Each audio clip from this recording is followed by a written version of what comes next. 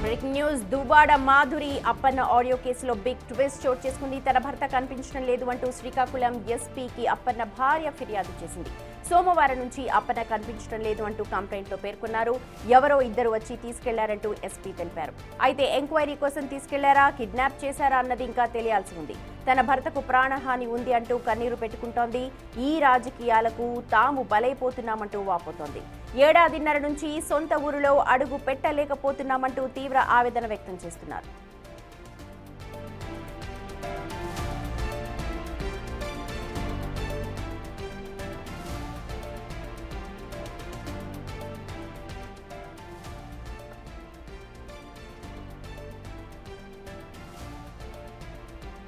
Duvvada Madhuri Appanna audio కేసులో ఇప్పుడు ఒక బిగ్ ట్విస్ట్ చోటు చేసుకుంటోంది. తన భర్త కనిపించడం లేదు అని అంటూ శ్రీకాకుళం ఎస్పీకి అప్పన్న భార్య ఇప్పుడు ఫిర్యాదు చేస్తోంది. సోమవారం నుంచి తన భార్య కనిపించడం లేదు అంటూ అప్పన్న భార్య పోలీస్ స్టేషన్లో కంప్లైంట్ చేసింది.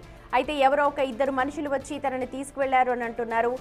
అసలు ఎంక్వైరీ కోసం తీసుకెళ్లారా, కిడ్నాప్ చేశారా అన్నది కూడా ఇంకా తెలియాల్సి ఉంది అంటూ భార్య డిమాండ్ చేస్తోంది. తన భర్తకు ప్రాణహాని ఉంది అని అంటూ ఇప్పటికే అప్పన్న భార్య కన్నీరు మున్నీరుగా విలపిస్తోంది. ఈ రాజకీయాలకు తామందరం బలైపోతున్నామంటూ వాపోతోంది. అయితే ఏడాదిన్నర నుంచి కూడా తమ సొంత ఊరికి వెళ్లలేకపోతున్నామంటూ తీవ్ర ఆవేదన వ్యక్తం చేస్తోంది అప్పన్న భార్య.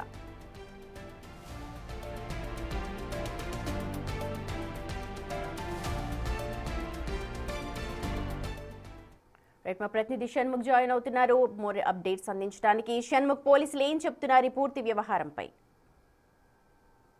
చూసుకున్నట్టయితే అప్పన్న ఎవరైతే ఉన్నారో దువ్వాడ మాధురికి ఇన్ఫర్మేషన్ ఇచ్చినటువంటి ఆడియో కాల్ 3 రోజుల క్రితం సంచలనంగా మారింది. ఆ ఆడియో కాల్ లో మాట్లాడినటువంటి అప్పన్న ఎవరైతే ఉన్నారో ఆయన కిడ్నాప్ అయ్యారు, ఆయన కనిపించడం లేదు, సోమవారం నుంచి కనిపించడం లేదు అని చెప్పి అతని భార్య ఎస్పీ ఆఫీస్కి వచ్చి కంప్లైంట్ చేశారు. అయితే ఎస్పీ కూడా దీనిపైన విచారణ చేస్తాం, ఆ విషయాలు ఏంటనేది క్లియర్ గా తెలుసుకొని మీకు ఆయన సమాచారం అందిస్తామని చెప్పినటువంటి పరిస్థితి ఇక్కడ కనిపిస్తుంది. అయితే ఓవరాల్ గా మనం చూసుకున్నట్టయితే 4 రోజుల క్రితం దువ్వాడ శ్రీనివాస్ పైన దాడి జరుగుతుంది, ధర్మాన కృష్ణదాస్ దాడి చేయించేటటువంటి ప్రయత్నం చేస్తున్నారని చెప్పి అప్పన్న అనే వ్యక్తి ఎవరైతే ఉన్నారో, దువ్వాడ శ్రీనివాస్ అనుచరుడుగా ఉన్నటువంటి అప్పన్న అనే వ్యక్తి ఎవరైతే ఉన్నారో ఆయన మాధురికి ఫోన్ చేశారు. ఆ ఆడియో ఒక్కసారిగా మీడియాలో సంచలనంగా మారింది. అసలు శ్రీకాకుళం రాజకీయాలను కుదిపేసినటువంటి పరిస్థితి. దీంతో ఆయన ఇన్ఫర్మేషన్ ఇచ్చిన తరువాత ఆయన కనిపించడం లేదు అనేది ఇప్పుడు మరో సంచలనంగా మారింది. ఎందుకంటే ఇన్ఫర్మేషన్ ఇవ్వడం కారణంగానే ఆయన బలిపశు అయ్యారా, దాని కారణంగానే వీళ్ళు ఎవరైనా ప్రత్యర్థులు ఎక్కడికన్నా తీసుకెళ్లారా, లేదంటే పోలీసులు విచారణ, ఎందుకంటే ఇన్ఫర్మేషన్ ఇచ్చారు కాబట్టి ఆ ఫోన్ కాల్ ఆ ఆడియోలో ఉన్నటువంటి ఇన్ఫర్మేషన్ ఎంతవరకు నిజం అనేది తెలుసుకోవడం కోసం పోలీసులే ఎక్కడికన్నా తీసుకువెళ్లారా అనేటటువంటి అనుమానాలు ఉన్నాయి. అయితే అక్కడ ఆవిడ చెప్తున్నటువంటి వివరాల ప్రకారం ఆవిడ ఆ రోజు ఎవరైతే ఇద్దరు వ్యక్తులు ఎవరైతే తీసుకువెళ్లారు అని చెప్పి ఆవిడ చెప్తుందో అప్పుడు ఆమె అక్కడ లేదు, నేను అప్పుడు వైజాగ్ నుంచి వస్తున్న సమయంలో ఎవరో తీసుకువెళ్లారు, నేను అక్కడ ఊరికి వెళ్ళేసరికి మా భర్తని ఎవరో తీసుకువెళ్లారని చెప్పి గ్రామస్తులందరూ చెప్తున్నారని చెప్పి చెప్తుంది. అయితే వాళ్ళు ఎవరు అంటే తీసుకెళ్లిన ఇద్దరు వ్యక్తులు ఎవరు అంటే అందులో ఒకరు కానిస్టేబుల్ ఉన్నారు అని చెప్పేసి కూడా అక్కడ గ్రామంలో ఉండే వాళ్ళు చెప్పారు అని ఆయన ఇక్కడ చెప్తున్నటువంటి విషయం. దీనిపైన పోలీసులు ఏమైనా చెప్తూ ఉన్నారా? లోకల్ పోలీస్ స్టేషన్ నుంచి ఏమైనా మీరు సమాచారాన్ని సేకరించారా? లోకల్ పోలీసులకు కూడా ఆమె ఈ కానిస్టేబుల్ ఎవరైతే ఉన్నారో ఆ కానిస్టేబుల్ తీసుకువెళ్లారు అని చెప్పి గ్రామస్తులు చెప్పిన తర్వాత ఆమె దువ్వాడ శ్రీనివాస్ కి ఫోన్ చేస్తే దువ్వాడ శ్రీనివాస్ వెలియపుట్టి పోలీస్ స్టేషన్కి వెళ్ళి కంప్లైంట్ చెయ్యమ్మా అని చెప్పేసి అంటే అక్కడికి వెళ్ళి ఆమె కూడా అక్కడ మొదట అక్కడే కంప్లైంట్ చేశారు. కంప్లైంట్ చేసిన తర్వాత మొదటగా అంటే రిటర్న్ కంప్లైంట్ ఏమి ఇవ్వకుండా మామూలుగా చెప్పానని చెప్పేసి అని చెప్తున్నటువంటి పరిస్థితి. కానీ ఆ తర్వాత మళ్ళీ రిటర్న్ కంప్లైంట్ ఇచ్చేటప్పుడు అది ఎవరు, ఆ కానిస్టేబుల్ ఎవరు ఏంటనేది మాకు తెలియదు, వాళ్ళు శ్రీకాకుళం వ్యక్తులు శ్రీకాకుళం పోలీస్ స్టేషన్ లో పనిచేసిన వాళ్ళు కావచ్చు, ఒరిస్సా పోలీస్ స్టేషన్ వాళ్ళు కావచ్చు, ఎవరనేది మాకు కూడా తెలియదు, మీరు ఏమైనా అవకాశం ఉందంటే ఎస్పీకి కంప్లైంట్ ఇవ్వండి అని చెప్పి అక్కడ వెలియపుట్టి పోలీసులు చెప్పడం కారణంగా ఇక్కడికి వచ్చి ఈ రోజు ఎస్పీకి కంప్లైంట్ ఇచ్చానని చెప్పేసి కూడా ఆయన చెప్తున్నటువంటి పరిస్థితి ఉంది. సమతి రైట్ షణ్ముఖ్, చూడొచ్చు దువ్వాడ మాధురి అప్పన్న ఆడియో కేసులో ఇప్పుడు ఒక బిగ్ ట్విస్ట్ చోటు చేసుకుంది. ప్రస్తుతం తన భర్త కనిపించడం లేదంటూ అప్పన్న భార్య కంప్లైంట్ చేస్తోంది. ఎవరో ఇద్దరు వ్యక్తులు వచ్చి తన భర్తను తీసుకువెళ్లిపోయారు అని అంటున్నారు. శ్రీకాకుళం ఎస్పీకి ఫిర్యాదు చేస్తోంది అప్పన్న భార్య. అయితే ఎంక్వైరీలో భాగంగా తీసుకెళ్లారా లేకపోతే ఎవరు తీసుకెళ్లారు అన్న దానిపై కూడా ఒక స్పష్టత లేదు. కాబట్టి పోలీసులు జోక్యం చేసుకుని తన భర్తను కాపాడాలి అని అంటూ అప్పన్న భార్య వేడుకుంటోంది. అసలు ఈ ఘటనకు సంబంధించి దువ్వాడ మాధురి అలాగే అప్పన్న ఆడియోలో ఏముందన్నది ఒకసారి చూద్దాం.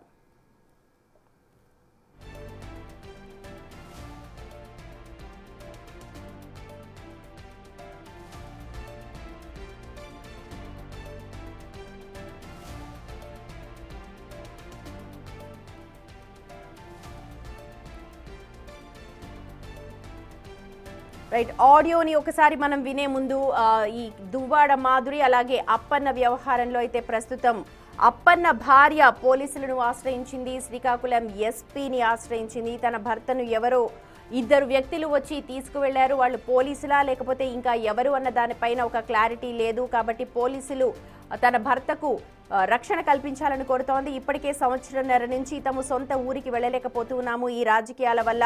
ప్రస్తుతం సోమవారం నుంచి కూడా తన భర్త కనిపించడం లేదు అని అంటూ అప్పన్న భార్య పోలీసులకు కంప్లైంట్ చేసింది.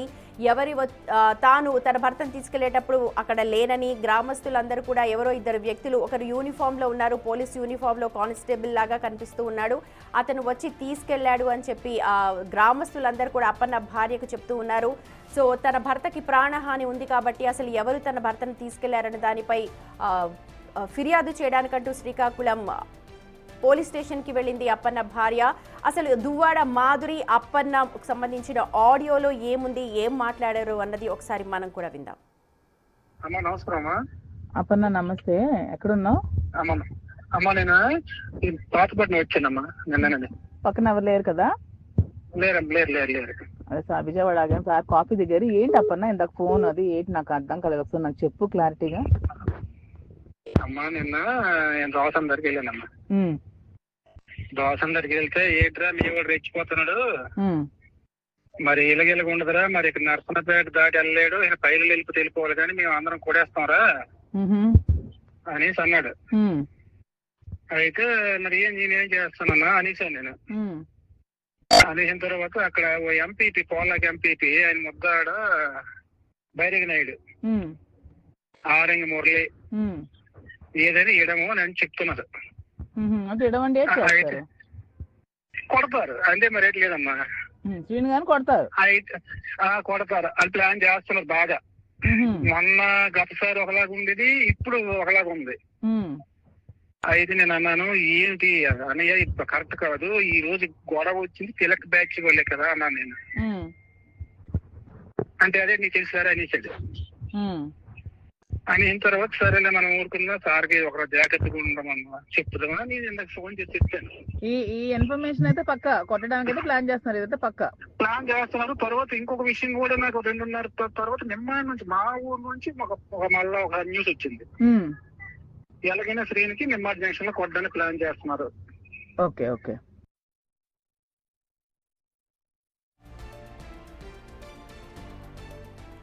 అది అప్పన్న దువ్వాడ మాధురి సంభాషణ వింటే అర్థమవుతుంది. కొట్టడానికి ట్రై చేస్తూ ఉన్నారు, కొట్టడం అయితే పక్క అంటూ మాధురికి ఇన్ఫర్మేషన్ ఇస్తూ ఉన్నాడు అప్పన్న. ఈ రాజకీయాల వల్ల తాము బలైపోతున్నాము అంటూ ఇటు అప్పన్న భార్య తీవ్రంగా ఆవేదన వ్యక్తం చేస్తోంది. సోమవారం నుంచి తన భర్త కనిపించట్లేదు అంటోంది అప్పన్న భార్య చంద్రకళ. సో అసలు చంద్రకళ ఏమన్నది అన్నది ఒకసారి చూద్దాం. చంద్రకళ అండి, కింజరపు అప్పన్న మిస్సెస్. అయితే నా భర్త సోమవారం నుండి కనిపించడం లేదు. ఎవరో ఇద్దరు వ్యక్తులు అతన్ని తీసుకువెళ్ళారు జరిగిందంట. అంటే ఏ ప్రాంతం అంటే సోమవారం 8 నుండి 10 మధ్యలో ఇద్దరు వ్యక్తులు వచ్చి తీసుకెళ్ళడం జరిగింది. అయితే ఆ విషయం అయితే నాకు తెలియదు. నేను వైజాగ్ నుండి వస్తున్నా. వచ్చినప్పుడు మా భర్తకి నేను 3:30 ప్రాంతంలో ఫోన్ చేశాను, నేను వస్తున్నానండి అని. అయితే అప్పుడు స్విచ్ ఆఫ్ వచ్చింది. ఏంటి స్విచ్ ఆఫ్ అనేసి నేను ఇంటి దగ్గరికి, మా కన్నవారి ఇంటి దగ్గరికి దిగినప్పుడు అక్కడ చూసాను బైక్ ఉంది, హెల్మెట్ ఉంది, మనిషి లేదు. అక్కడ అడిగాను, వాళ్ళు చెప్పారు, అమ్మ నీ భర్తని 2 వ్యక్తులు తీసుకెళ్ళారు, మరి ఎందుకు నిన్ను తీసుకెళ్లారో తెలియదు అనేసి చెప్పడం జరిగింది. అప్పటి నుండి నేను కంటిన్యూ ఫోన్ చేస్తున్నాను.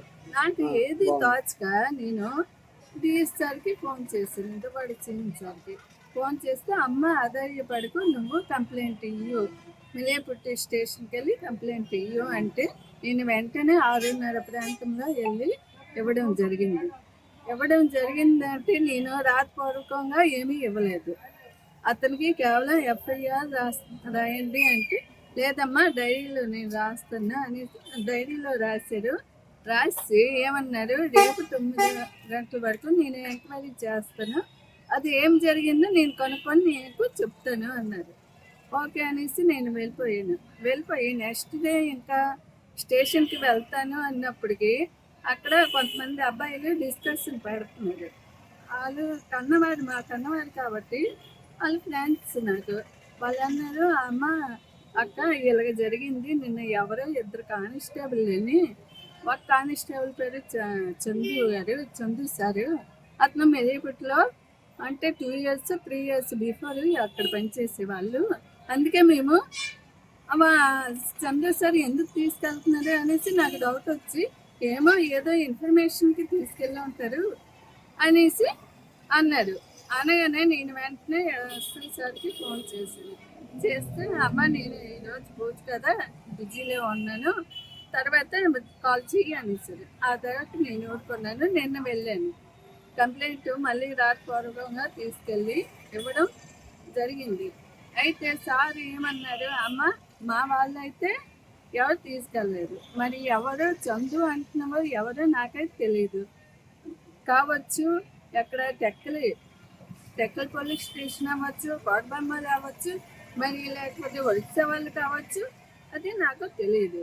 మీరేం చేస్తారంటే ఎస్పీ గారి దగ్గరికి వెళ్ళి మీ కంప్లైంట్ ఇవ్వండి అన్నారు.